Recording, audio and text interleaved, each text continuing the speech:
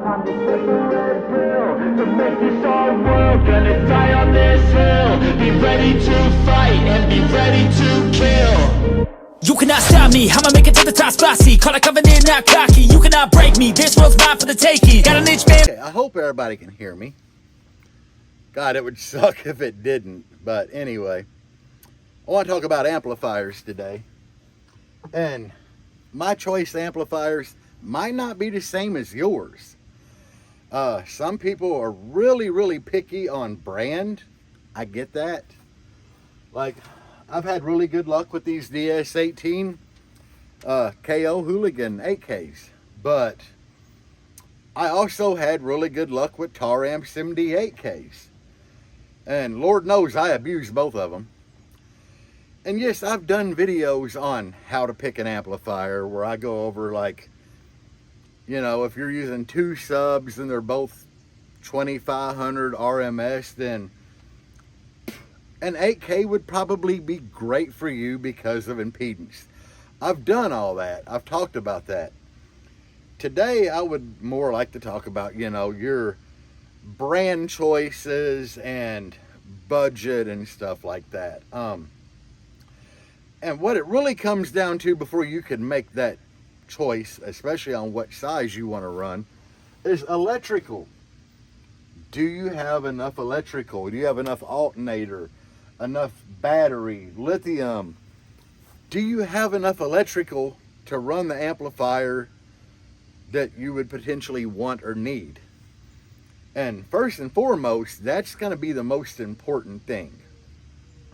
Because, you know, you could buy an 8K and put it in a car with a stock alternator and 2 AGM batteries, and you're just going to kill the amplifier.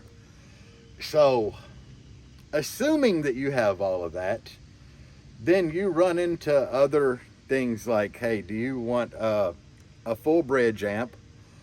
And if you do, there's a lot of companies that make full bridge. You know, do your research and pick the company that you really like. I'm not here really to push any brand. Or do you want to run a half bridge amplifier? The majority of your full bridge amplifiers are gonna be made in China or maybe Brazil. I don't really know of any Korean markets right now that are making full bridge amplifiers. I could be wrong on that, but from what I know, no. But then again, even when you get into the half bridge amplifiers, you know, you have two key players in Korean. It's Xenon Build House and S&I Build House. People are torn on that. For me personally, I really like the S&I Build House Korean amplifiers. These are S&I Build House, and DS18, as far as I know, was the first to do it. The really small footprint, big Korean S&I amplifiers, you know. Compared to a Salt 8K would be like this long. And I can almost fit two of them in that length, you know. I don't know if they're using a newer technology or older, but from what I know, this is like the newest. And there again, as far as I know, DS18, I think, was one of the first to use that small footprint design for big power. I have gotten amazing power out of these. They've done, with me clamping, they've done their 8K over 2 ohms. That's irrelevant for this, but other companies are jumping on board with it. You know, I know DD did. I think there's a couple more now that are coming out with pretty much the same amplifier because it's from the same build house, S&I, you know. I love them so far, you know, but there again, I did great with Taramps. Now, Ruthless, dollar for dollar, you're getting really good power output and reliability out of these, but Ruthless, they're making a big name for themselves. Their amps are doing good, and they're another relatively budget amp, you know. I'm not going to say budget friendly, but, well, more geared budget friendly for big Korean power. But there again, the Ruthless amps are like this long. So I don't know. I've never seen a gut shot of one, and I'm not one of them guys that like repair amps or anything. You can look at a gut shot and be like, hey, you know, this is this. If I see pictures side by side, yes. But Ruthless, they're doing Korean. I don't know if they're SNI or Xenon, but that seems to be a good popular choice for people these days wanting the big Korean power. Me personally, I like to stay away from anything probably over a 12K, just an amplifier in general, because you get a big 20K and you blow that thing, one, it's going to cost you a ton of money to ship it and get it shipped back after repair. And there's just so much that's going to get wiped out on that big ass 2-piece board, you know, when you blow it. So yeah, I try to stay with a single board amplifier. That's just me personally. There seems to be not as much reliability when you have the two separate boards inside. I could be wrong. I'm just saying. Me personally, I try to stay away from that. Now,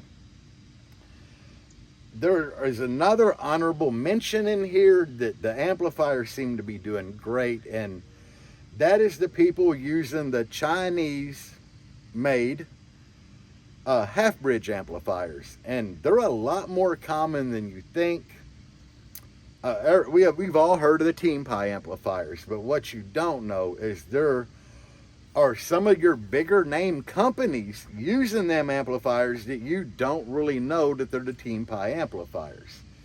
They're disguising them really well, and hey guys, it is what it is. Big D Wiz, you know, he did a video clamping power on my wife's Vital Power amplifier, the VP700, and you know, it's the big amp. I believe it was listed as the 7500, and as Big D Wiz pointed out in that video, there were a lot of amplifier companies that basically used the exact same board, just different, and pretty much heat sink, different colored heat sink. And they were labeled everything from basically a 7K to a 9K. Like the DC Audio 9K, those are Xenon built Korean, the Vital Power and the DC Audio 9K. Same exact amp, same board, same everything. And what I'm getting at here is this Big D Wiz pointed out in his video on the Weiss Vital Power, the Team Pie 7Ks or 7500s, whatever they are pretty much an exact clone of that amplifier.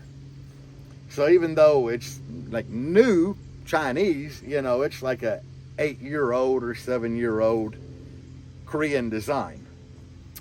But I'm not knocking you. They're making good power, and there's a lot of guys running them. They don't even realize that's what they are because they're backed by a big name. Now, it is what it is, guys. First and foremost, picking an amplifier, if you're getting into the bigger amps, you really need to sit down and decide, do you have enough power, which means electrical, to run the amplifier that you want to run? And what ohm load are you going to run it at? Because if you go full bridge, I've done it. I don't care though. When I was running the MD8Ks, they were so cheap at the time. Like when I first started getting them, you could buy them new for $350 shipped. And then it went up to $400, and it just keeps skyrocketing. But at the time I ran them, if I would have blown one, the audio pages were full of MD8Ks for like $250, $300 shipped, you know. So if I'd have blown one, I didn't care. I would just pick up another one and slap it in. So yeah, I ran them half ohm, 0.4, you know, 0.3. And I had good luck. The MD8Ks would usually protect when the impedance got too low inside, because I had proper electrical. Yeah, a lot of them caught on fire from people with improper electrical, clipping the shit out of them, and I don't know, somehow it screwed up the protection circuit, but whole nother subject. Anyway, do you have proper electrical to run it? Do you know what ohm load you're going to run? For me, if you don't know impedance rise and all of that, if you don't understand how it works or have an idea where your rise is at, if your final ohm load is going to be half ohm, then you might want to go with a half bridge design amplifier that handles that a little better. But if you understand how impedance rise works and you're willing to risk losing an amp, by all means, you know, if it's in your budget, you're willing to risk it, go with a full bridge. Another thing is, you know, if you're just dead set on the half bridge design and you want Korean, then by far the DS18 Hooligan 8s, the Ruthless are some really good amps to look at. If you're a little more budget conscientious and you want a little cheaper amp, some of the companies that are offering the Team Pie amps, that might be a good choice for you. I've seen good stuff from them, guys. I'm not even gonna lie. They do rated power. Some guys are running them at a half ohm just fine. There again, the amp might not ever see a half ohm. It might not ever see 1 ohm due to impedance rise and everything. But these are some key points to look at. At the end of the day, guys, run what's in your budget, you know. And don't buy an 8K amplifier, a 7,000 watt amplifier, if you don't have proper electrical to push it, you know. At that point, if you have a system in your car and you got bass for now, save up your money, buy you a good alternator, save up money again, make sure you got all proper good wiring in there. And even if you're running CCA, add a couple extra runs to CCA, you know, if you can't afford OFC. But then possibly look into getting a good lithium bank.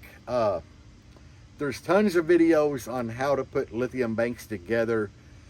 And I'm not saying put a C-Max bank together if you don't know what you're doing. Definitely don't. But you can buy the Headway cell so cheap now that, you know, you could throw you together a 150 amp hour bank or 140 relatively cheap.